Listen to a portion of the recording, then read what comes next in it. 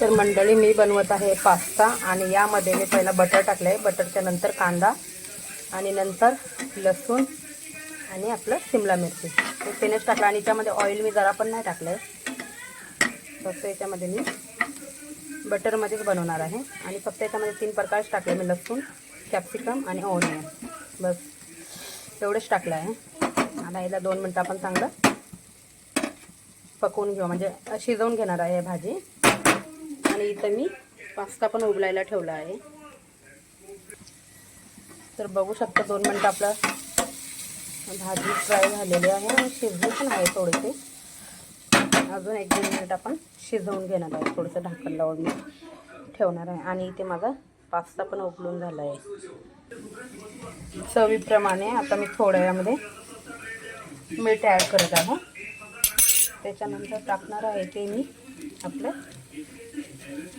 Pasta मसाला.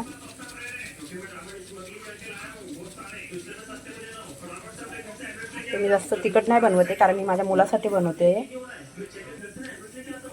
आता सर्व हे एकजीव करून घेणार आहे आणि मी स्लो फ्लेमलाच ठेवलं आहे कारण की सगळं भाजी जळून जाणार नाही तर आणि वेगळे टेस्ट येणार.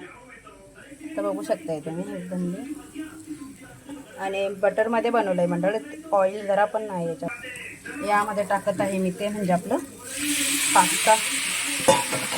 आणि आता एकजीव करून घेणार आहे, याला सर्व पूर्ण परतून घेणार आहे.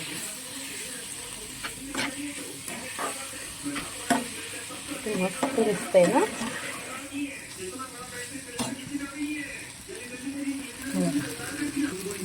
आता यामध्ये मी एक अमूलचा ट्यूब टाकणार आहे.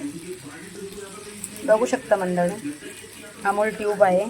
चीज मंडळी बघा, यामध्ये मी ट्यूब टाकला आहे. चीज 1 ट्यूब पूर्ण टाकला आहे त्याच्यामध्ये. आणि आता हे पूर्ण मिक्स करून घेणार आहे.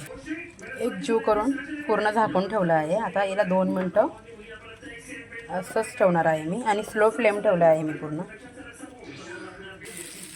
बघू शकताय मंडळी.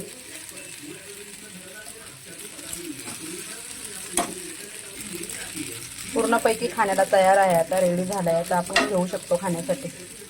किती छान दिसतंय ना चीज पास्ता. आता खाण्यासाठी पूर्णपणे रेडी आहे आणि मी आता माझ्या मुलाला देणार आहे मंडळी खाण्यासाठी. बघूया त्याला कसं वाटतं.